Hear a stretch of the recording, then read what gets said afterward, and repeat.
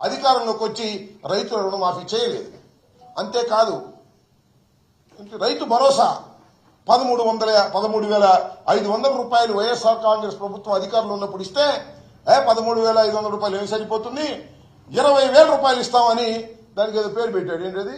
చంద్రన్న రైతన్న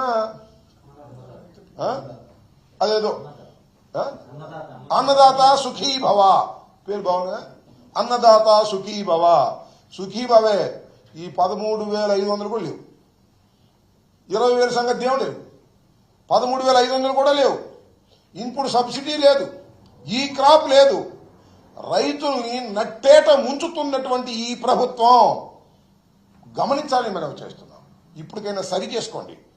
ధాన్యాన్ని కాస్తో కోస్తో తడిచి ఉంటే దాన్ని వెరిఫై చేసి గిట్టుబాటు ధర ఇచ్చి కొనండి.